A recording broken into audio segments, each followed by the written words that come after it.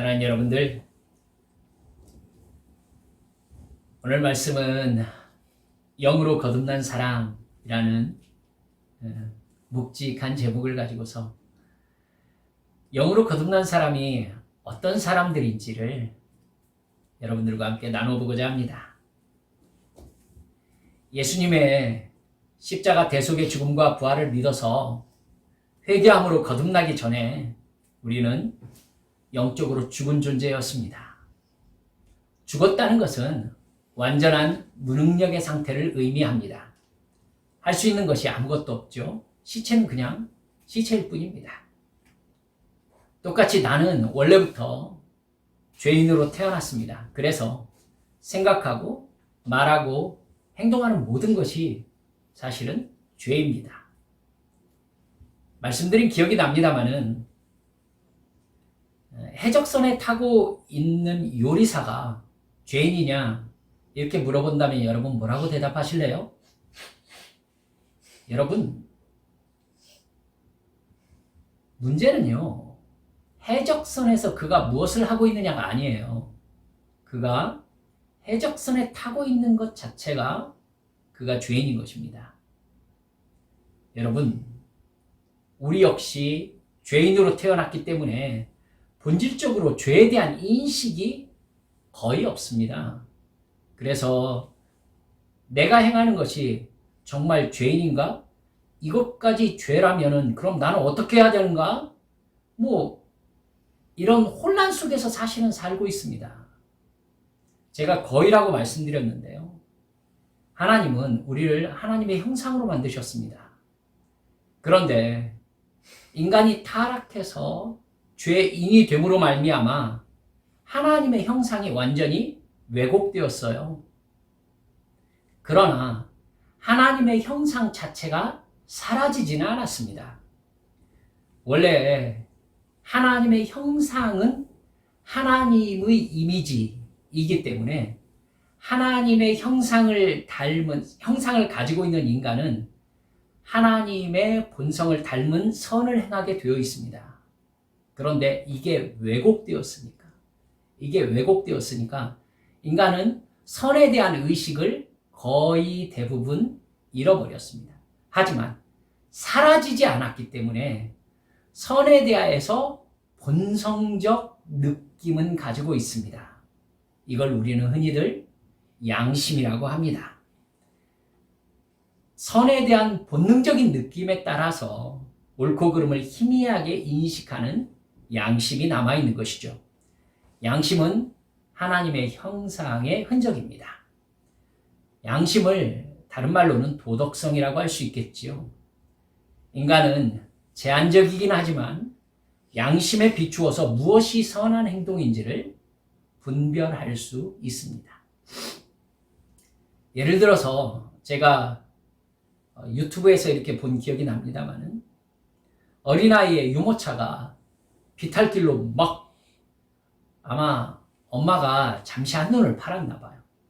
이렇게 비탈길이 있고 여기에 물이 흐르고 있어요. 그래가지고 이게 유모차가 그냥 갓난 아기던데 막 내려가는 겁니다. 그리고 이렇게 길이 있어요. 그러니까 유모차가 길을 가로질러 가지고는 이렇게 낭떠러지 쪽으로 막 굴러가는 거예요. 그런데 이제 CCTV에 찍힌 화면이던데 오토바이를 타고 길을 올라오던 사람이 그 모습을 본 거예요. 이 사람 행동이 놀라웠어요. 거의 0.1초도 안 걸렸을, 0.1초는 걸렸겠죠. 오토바이를 그 자리에서 버리고 아이를 향해서 뛰어가가지고 이게 절벽으로 떨어져 내리기 직전에 유모차를 잡았어요. 가지고 아이가 살아났습니다. 여러분, 남자의 오토바이가 부서졌어요. 그리고 자칫 남자도 위험할 뻔했거든요. 왜 그런 행동을 했을까요? 아이가 기차 철로에 떨어진 영상도 제가 봤습니다. 엄마가 아이를 데리고 나오셨는데 엄마가 이렇게 보지 못하는 분이시더라고요. 그러니까 안타깝게도 이렇게 아이가 철로 곁을 걷다가 아이가 철로 쪽으로 가는 것을 엄마가 보지를 못한 거예요. 그래가지고 철로 쪽으로 이게 떨어진 겁니다. 근데 이 엄마는 아이가 어디쯤 떨어졌는지 감을 잡지 못하기 때문에 철로에서 조금 떨어져 있는데도 계속 울면서 손을 내밀고 이렇게 이러고 있는 거예요. 근데 영상 속에서 어떤 남자가 그걸 봤더라고요. 근데 저기서 기차가 보여요. 역으로 빠르게 들어오고 있더라고요. 이 남자가 뛰어가는데 제가 영상으로 볼 때 어렵겠다 싶었는데 정말 빠르게 뛰어가더라고요. 그래서 아이를 플랫폼으로 올리고 자기가 올라오자마자 진짜 0.1초도 안 걸려가지고 기차가 확 지나갔어요. 그 남자하고 이렇게 인터뷰를 했던 영상에 나오더군요. 자기도 모르게 그 행동을 했대요. 그리고 아이에게 달려가면서 내가 죽을 수 있겠다라는 생각이 들었답니다. 여러분, 그 남자는 왜 했을까요? 그 행동을? 자기가 죽을 수 있겠다라고 생각이 들었는데도 왜 아이에게 계속 달려갔을까요? 여러분, 자기조차 설명할 수 없는 도덕성이죠. 여러분, 그게 혹 침팬지가 이렇게 인간으로 진화하면서 나타난 도덕성일까요? 바로 인간이 인식할 수 없지만 완전한 선이신 하나님께서 인간을 만들어 주셨다는 그걸 알려주는 증거가 되는 것이죠. 하지만 여러분, 인간은 평소에도 그런 선한 마음으로 다른 사람을 배려하면서 살진 않습니다. 또한 그 정도의 어떤 대단한 행동 아니었습니까? 양심이 이끄는 대로 그렇게 본능적으로 행동하는 사람들이 있습니다. 하지만 인간은 대부분의 시간 동안 자기를 만드신 하나님 또한 선을 인식하지 못한 채 자기의 유익을 위해서 살아갑니다. 인간의 이성은 죄로 인해서 타락해버렸기 때문에 하나님을 구체적으로 인식할 수 있는 능력이 상실된 상태이기 때문입니다. 이걸 특별 은총이라고 합니다. 선천적으로 인간 안에 있는 선을 추구하는 양심을 넘어서는 영적인 사실에 대해서는 무지한 것이죠. 하나님이 인간을 지으셨음에도 불구하고 창조주가 계심을 인식하지 못합니다. 내가 영적으로 죽은 죄인으로 태어난다는 사실을 또한 인식하지 못합니다. 만드신 하나님을 알지 못하는 죄인이기 때문에 여러분, 만드신 하나님을 모르니까 인간의 존재 목적을 모를 수밖에요. 인간은 자기 자신의 육체의 욕망을 만족시키려고 돈과 권력을 차지하기 위해서 경쟁하고 질투하고 거짓말하고 간음하고 죽이고 세상의 쾌락을 추구하는 죄를 짓다가 육체가 죽은 후에 내가 지은 죄의 결과 영원한 지옥의 멸망에 들어갈 수밖에 없는 운명이라는 것을 좀 자기의 지식으로는 깨달아 알 수가 없습니다. 그렇게 영적으로 무지하고 무능력한 상태로 살아가는 인간의 삶이 영적으로 죽은 상태입니다. 그렇게 영적으로 죽은 우리의 영혼을 하나님께서 살리셨습니다. 어떻게 살리셨습니까? 나에게 성령의 감동하심을 부어주셔서 예수님을 믿게 해 주신 것입니다. 하나님께서는 우리에게 성령을 보내주셔서 예수님의 십자가 대속의 죽음과 부활의 의미를 깨닫게 하시고 믿게 해주셨습니다. 회개하게 해주셨습니다. 성령께서 나에게 임하셔서 나를 만든 신이 있다는 사실을 깨닫게 하셨습니다. 하나님의 뜻을 거역한 죄인으로 태어난 것도 알게 되었습니다. 사탄이 준 죄의 본성을 품고 태어난 나는 사탄을 닮아서 자기 만족을 위해서 다른 사람을 미워하며 살아간다는 사실을 깨닫게 되었습니다. 하나님과 사랑을 나누며 하나님의 영광을 위하여 창조된 인간이 자기 만족을 위해서 생각하고 말하고 행동하는 것은 죄라는 것, 성령님의 감동하심이 아니면 깨달아 알 수가 없습니다. 그런 나를 사랑하신 하나님께서 하나님의 아들 예수 그리스도를 십자가에서 나 대신 죽게 하심으로 죽음이라는 내 죄의 죄값을 대신 치러주신 것입니다. 이제 그 사실을 믿고 예수님의 죽음이 내 옛사람의 죽음이고 그 예수님의 부활이 나를 새 생명으로 다시 태어나게 하신 거듭남의 사건이라는 것을 성령님께서 믿게 해주신 것입니다. 그 믿음을 가지게 된 나는 이제 옛사람의 욕망을 따라서 육신의 만족을 위해서 살지 않고 내 안에 계신 성령님의 인도하심에 순종함으로 말미암아 하나님의 자녀로서의 삶을 살게 된 것입니다.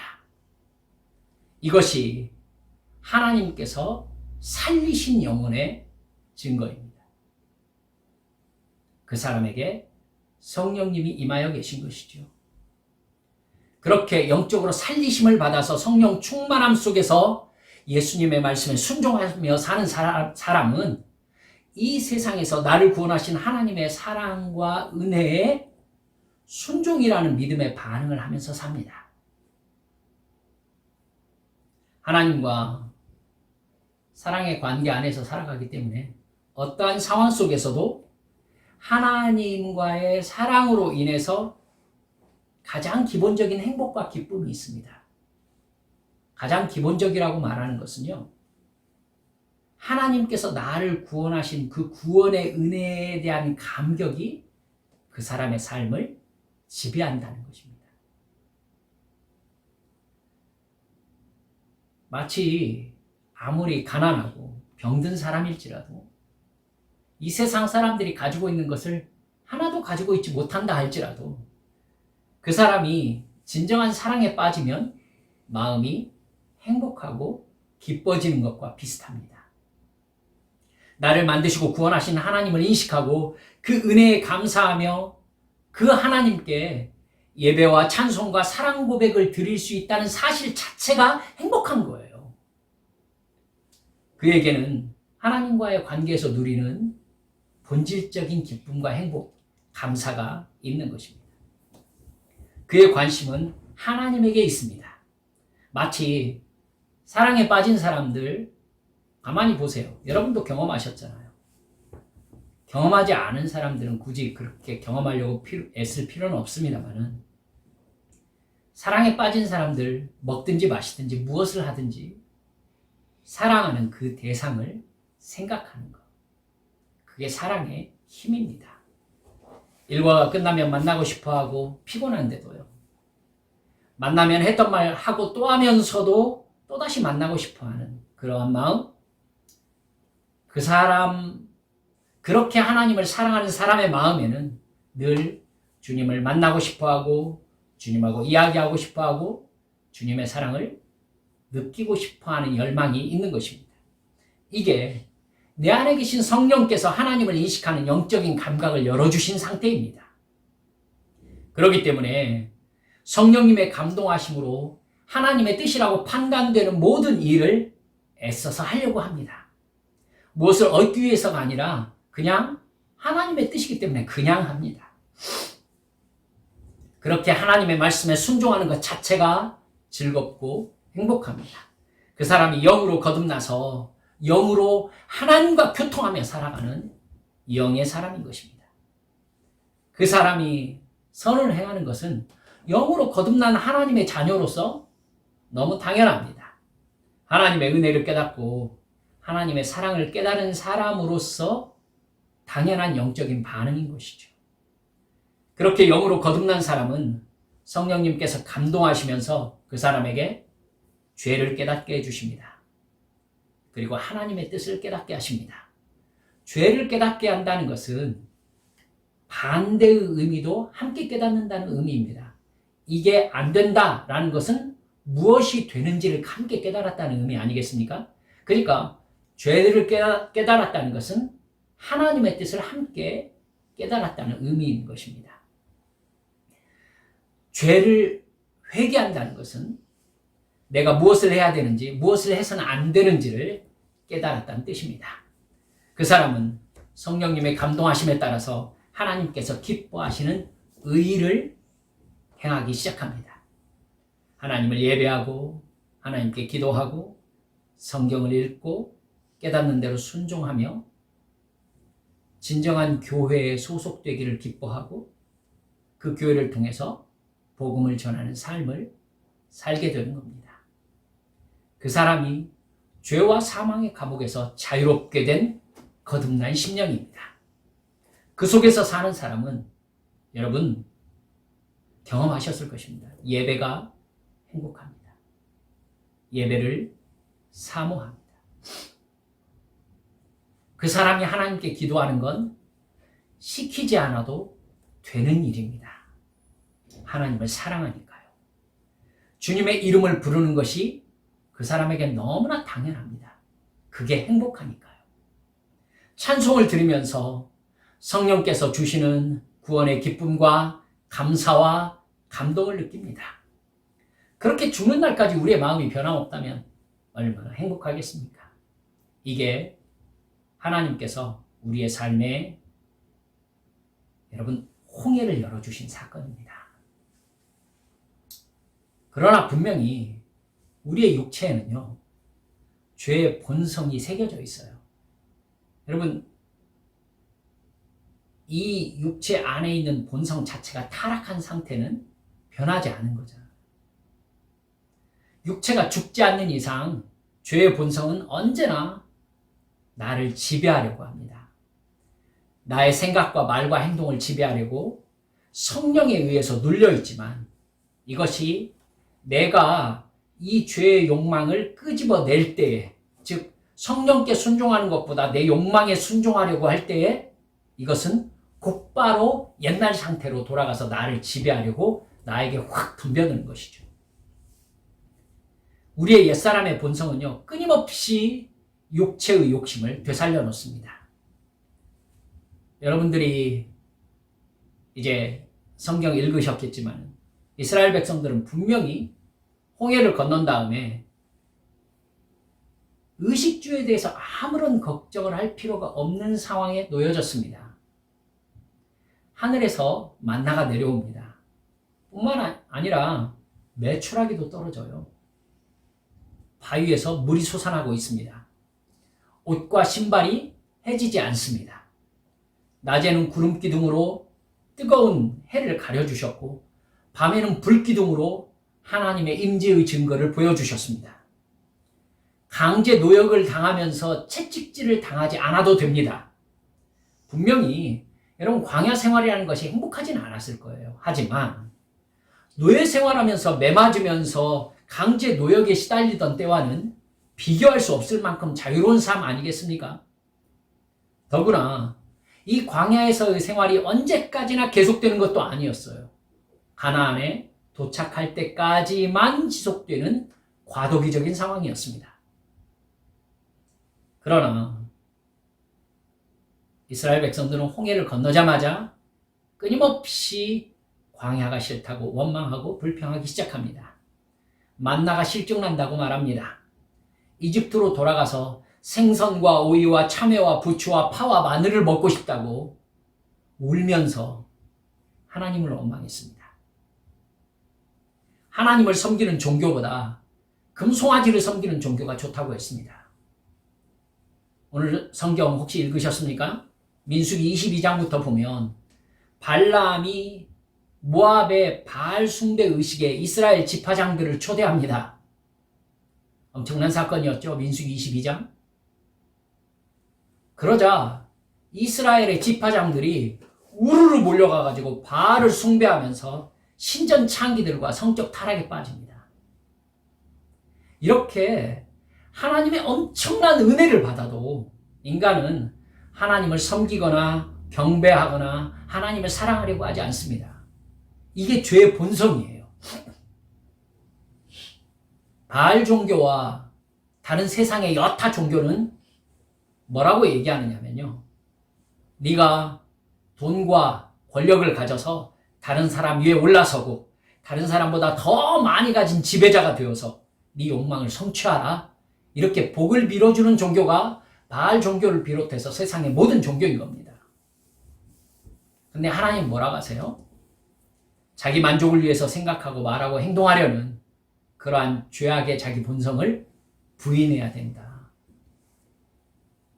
우리 귀에 너무 자주 들려가지고 우리에게 익숙할지 모르지만 실제로 이렇게 살아낸다는 것이 성령의 감동하심에 붙잡히지 않으면 불가능한 일이에요, 이게. 내가 나와 싸운다는 것에 이 막막함을 여러분 느껴보셨습니까? 정말 고통스러운 일이에요, 이게. 어떻게 내가 나와 싸웁니까? 그럼 어떻게 살라고요? 하나님은요, 하나님의 뜻에 순종하고 하나님만 예배하고 자기 육체의 만족을 얻으려는 욕망과 싸워라. 이렇게 얘기합니다. 이웃을 사랑하면서 그들의 고통을 덜어주고 예수님을 믿어 구원받을 수 있게 해라. 이렇게 말씀하십니다. 해보셨습니까? 모두 다 하나같이 다 사람이 하기 싫어하는 일입니다. 여러분, 내 안에 있는 욕망은 내 의지로 컨트롤되지 않습니다. 또한 인간의 의지로 하나님의 명령에 기꺼이 순종할 수가 없습니다. 그렇기 때문에 순간순간 하나님을 바라보고 성령의 감동하심을 의지하며 살아야 예수님의 말씀에 순종하는 것이 가능합니다. 성령의 의지에 나를 복종시키려면 성령님께서 내가 영원토록 지옥에 멸망받을 수밖에 없는 죄인이었다. 내가 그것이 마치 세상의 경제 논리로 얘기할 것 같으면은 1만 달란트 3조 원 탕감받은 것과 같아. 내가 구원받은 사건이. 이렇게 우리에게 깨닫게 하실 때, 내가 얼마나 소망 없는 죄인이었는가. 내가 얼마나 죄의 짐에 짓눌려가지고 고통스럽게 살다가 영원한 지옥의 멸망에 들어갈 수밖에 없는 죄인이었는가를 정말 철저하게 깨달아야 돼요. 그렇지 않고서는 우리는 하나님께서 주신 천국의 소망, 하나님께서 나에게 죄와 사망의 법에서 나를 해방하셔서 생명의 성령의 법으로 나를 자유롭게 해주셨다. 와 닿겠습니까? 그러니까 그런갑다 하면서 살겠죠. 그게 진짜 심장으로 느껴져야 나를 구원하셨다는 것의 의미가 무엇인지에 대해서 감격할 수 있겠죠. 여러분, 성령님의 인도하심을 따라 기도와 성경 읽음과 온전한 예배와 하나님을 늘 생각하는 영적 습관을 키우고 순종함으로써만이 우리가 영의 사람으로 변화된 삶을 살아내는 것이 가능해야만이 우리가 그 은혜를 인식하며 사는 것입니다. 그런 성령의 감동하심 속에서 살지 않으면 자기 만족을 위해서 살고자 하는 육체의 욕망은 순식간에 나를 확 점령합니다. 그러면 나를 힘들게 하는 사람을 미워하게 되고 나의 질투심을 자극하는 자를 미워하게 되고 그 순간 하나님의 은혜 속에 있는 사랑은 내가 따라서 할 수 없는 저 먼 이야기가 되고 마는 것입니다. 오늘 본문 로마서 8장 5절 6절은요. 육신을 따르는 자는 육신의 일을, 영을 따르는 자는 영의 일을 생각한다 라고 우리에게 분명히 가르쳐 줍니다. 그러니까 이 말씀이 우리에게 뭘 물어보고 있는 거예요? 너의 생각을 보면 너는 영을 따르는 사람이냐 육을 따르는 사람이냐 이렇게 질문하고 있는 거예요. 내 마음, 내 생각 안에 어떤 생각이 있느냐에 따라서 내가 영의 사람인가 육의 사람인가를 스스로 알 수 있다는 것입니다. 육신의 생각은 사망이요 영의 생각은 생명과 평안이다. 7절 말씀은 육신의 생각은 하나님과 원수가 되나니 이는 하나님의 법에 굴복하지 아니할 뿐만 아니라 할 수도 없습니다. 우리가 읽은 9절 말씀 뭐라고 하십니까? 성령께서 함께하지 않는 사람은, 성령께서 있는 내 안에 계신 것을 확신하지 못하는 사람은 구원받은 사람이 아니다. 여러분, 성경의 대표적인 예로 사사기에 나오는 삼손이라는 사람을 봅시다. 그는 자기가 하나님께 특별한 은혜와 사명을 받은 사람이라는 것을 잘 알고 있었습니다.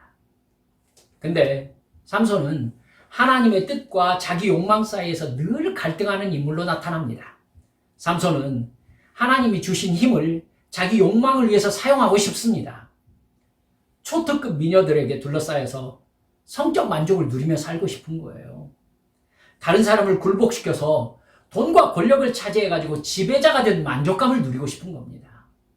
근데 하나님은 삼손에게 너는 사명자다. 계속 말씀하시는 거죠.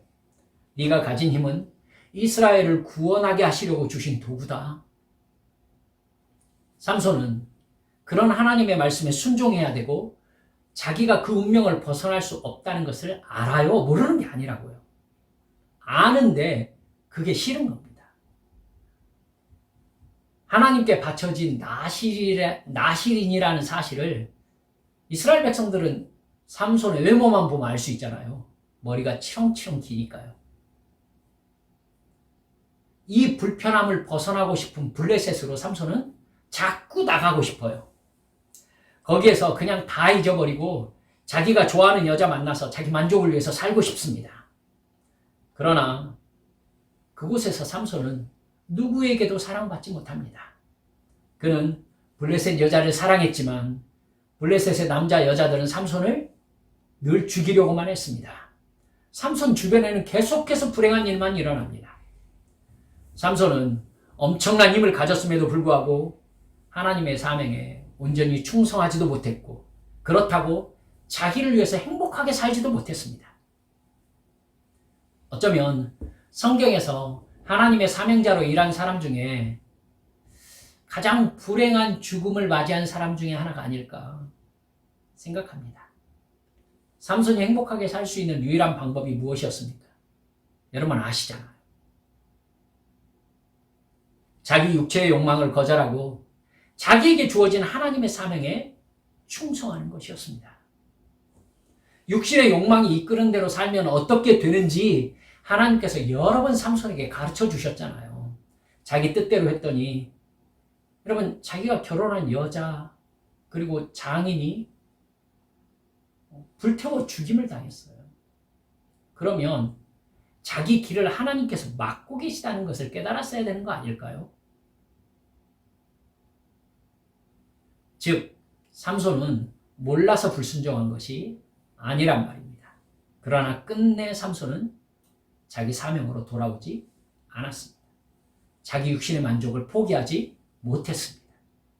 그에게 주어진 힘과 은혜는 하나님의 사랑이 담긴 선물이었는데 삼손은 그것을 죄악의 도구와 짐으로 받았습니다.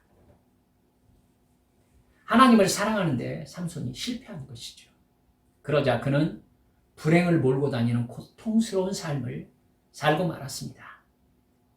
그리고 명예롭지 못한 죽음, 불행한 죽음을 맞이했던 것이죠. 육신의 생각은 사망이요 영의 생각은 생명과 평안이라고 하셨는데 삼손은 주님의 은혜와 사명에 붙잡혀 생명과 평안을 누릴 수 있는 삶을 거절하고 고통과 불행을 향해서 달려가 버린 것입니다. 왜 그렇습니까? 영이신 하나님의 말씀에 순종하는 영적인 삶을 살지 않고 육신의 만족을 위해 사는 육의 존재로 살아버렸기 때문입니다. 우리 역시 하나님께 부름받은 하나님의 자녀입니다. 하나님께서는 영이시잖아요. 영이신 하나님. 그렇기 때문에 하나님께서 주시는 은혜도 영적인 것이 우선입니다. 영적인 사람만 하나님이 주신 영적인 은혜와 하나님의 뜻을 분별할 수 있습니다. 영의 사람만 상황을 영적인 기준으로 영의 눈으로 바라봅니다. 영의 사람만 상황 안에 있는 하나님의 뜻을 이해합니다. 영의 사람은 하나님과의 행복을 바라고 육의 사람은 육신의 만족을 원합니다. 영의 사람은 육적인 것에 욕심을 그다지 내지 않습니다. 육의 사람은 영적인 것을 주어도 그것이 하나님의 사랑이며 은혜인 것을 알지 못합니다. 그거 말고 하나님 돈과 권력을 주세요. 나 이 세상에서 편하고 재미있게 살 수 있게 해주세요. 세상 즐거움과 세상 자랑을 좀 주세요. 머리가 될지언정 꼬리가 되지 않게 해주세요. 영적인 사람도 육의 필요를 구할 수 있습니다. 하지만 그것을 하나님께서 주시지 않을 때에는요, 사도 바울처럼 그것을 받았을 때 내가 교만에 빠져서 내가 나의 주인처럼 살게 될 가능성을 하나님께서 보고 계십니다. 그래서 오히려 나의 연약함을 기뻐하는 쪽으로 나는 생각을 바꿔야 되겠다. 이게 사도 바울이 하나님의 거절에 대한 반응이었습니다. 영의 사람이 영의 기준을 가지고 영의 눈으로 바라볼 때에 영들이 정체가 드러납니다. 영의 일이 그 사람들에게 인식됩니다. 여러분, 하나님의 기준으로 사람을 바라보게 되고 사탄이 무슨 생각을 하고 있는지를 깨달아 알 수 있는 영의 지혜가 열리기 때문입니다. 그래서 영의 눈으로 죄가 무엇인지 알고 의가 무엇인지 보고 깨닫게 되는 것입니다. 그 훈련이 되었을 때에 지금 하나님께서 나에게 혹은 이 사람에게 이 환경 속에서 무엇을 하기를 바라시는지를 알게 되는 것입니다. 어려운 일이 생기면 지금 악한 영이 나를 죽이고 멸망시키려고 역사하는 것인가? 그래서 내가 예수 이름으로 이 악한 영을 물리쳐야 되는 순간인가? 아니면 하나님께서 나를 지금 훈련시키고 계시는 것인가? 이걸 분별해야 내 행동을 결정할 거 아니겠습니까? 이 부분에 대한 결정을 내리지 못하는 사람들이 자꾸 다른 사람들을 찾아다닙니다. 용하다는 사람들. 영의 사람은 영의 생각을 하고 영의 말을 하고 영의 행동을 합니다. 본문 8절에서 육신에 있는 자들은 하나님을 기쁘시게 할 수 없다라고 분명하게 잘라서 말씀하시지 않습니까? 구원받은 사람은 영의 사람입니다. 영적으로 살아있는 사람입니다. 이게 새로운 생명의 정체입니다. 새로운 생명으로 태어났으면 영의 존재로 살아서 하나님과 사랑의 관계 속에서 살아야 합니다. 이게 거듭난 사람의 삶이에요. 하나님께서 십자가 대속의 죽음과 부활로 나를 영적인 존재로 재창조하신 것입니다. 영이 죽었던 나를 살리셨습니다. 그러면 우리가 육의 것을 계속해서 달라고 하는 것이 맞습니까? 영적으로 거듭나지 않아도 그건 할 수 있는 일이잖아요. 다른 이방 종교도 있잖아요. 불교도 있고요. 바알 종교도 있어요. 내가 원하는 것, 다른 종교는 잘 갖추어져 있습니다. 그거 달라고 할 수 있습니다. 그리고 심지어 그걸 받았다는 사람도 있잖아요.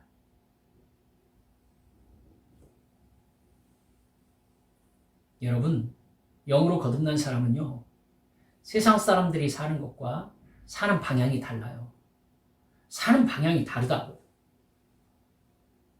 영의 삶을 살아야 돼요. 육의 삶이 끝나야 돼요. 성령님의 음성을 들어야 돼요. 그리고 그 음성에 순종해야 돼요. 영적인 생활과 영의 습관이 들어야 돼요. 그렇지 않으면 여러분, 구원받은 사람이 아니에요. 이게 심각하게 들리지 않습니까? 지옥에 대한 인식이 없다는 뜻이죠. 사랑하는 여러분들, 깊이 생각하셔야 됩니다. 예수님께서 마태복음 7장에 뭐라고 합니까? 영의 사람은 어떻게 알 수 있다? 나무는 열매로 한다. 네가 어떤 나무인가는 너의 열매로 한다. 여러분, 내가 구원받은 사람인지에 대해서는 거듭난 영적인 생활 습관이 나에게 들어있는가를 통해서 증명됩니다. 이 부분의 모자람에 대해서 우리는 심각하게 생각해야 될 필요가 있는 거예요. 우리 한빛 성도들은 이 부분에 대한 영적 감각이 깨어나셔야 합니다. 그래서 하나님이 보실 때 지금 나를 누구로 보고 계시는가에 대해서 하나님의 시각이 느껴져야 돼요. 나는 용서받은 죄인으로서 정말 하나님께서 나를 천국으로 이끌어가고 계시는 중이신가? 여러분, 이런 하나님의 인도하심을 계속해서 거절하면 삼손 같은 인생을 살게 된다니까요.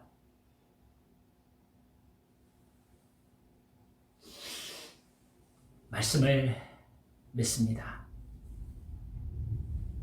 여러분, 하나님께서 우리에게 함께 하심으로 말미암아 성령 충만함에 의지해서 하나님을 기쁘시게 하는 본래적인 창조 목적이 우리 안에서 회복되어지시기를 주님의 이름으로 축원합니다. 한빛의 가족들은 이런 영적인 생명을 얻은 사람으로서의 순종의 삶을 기꺼이 살아내시는 성령 충만한 사람이 되시기를 우리 구주 예수님의 이름으로 축원합니다. 이 시간 함께 주님 앞에 기도합시다.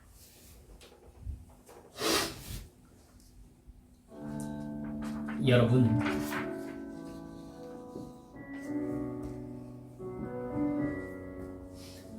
어쩌면 설교를 준비하면서 주님께 간절히 기도했습니다. 주님, 어쩌면 코로나 시국에서 힘들고 어려운 성도들에게 힘과 용기를 줄 수 있는 하나님의 사랑과 축복을 얘기할 수 있는 그런 말씀을 주님, 성도들이 바라고 계시지 않을까요? 라고 오랜 시간 기도했습니다. 하지만 하나님께서는 영으로 거듭난 삶을 훈련하고 성령 충만한 삶을 사는 것이 진짜 행복이라는 것을 너도 알고 있지 않니? 십자가 사랑과 거듭남의 행복을 성도들에게 가르쳐주라. 이렇게 저에게 말씀하셨습니다.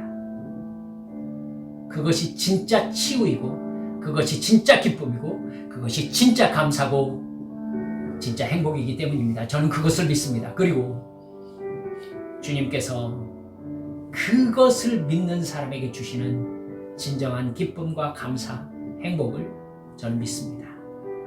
사랑하는 여러분들, 주여 저에게 그 믿음을 허락하여 주소서. 그래서 어떤 상태에 있든지 내가 1만 달란트 탕감받은 사람으로서 영원한 지옥의 멸망에 들어갈 수밖에 없는 사람을 주께서 구원하셨다는 그 거듭남의 행복을 제가 붙잡고 어떤 상황에도 흔들리지 않는 마음의 평안과 기쁨과 행복을 누리며 살아가도록 주여 함께해 주소서. 이 시간 주님 앞에 함께 통성으로 기도하시겠습니다. 기도합니다. 아버지 하나님,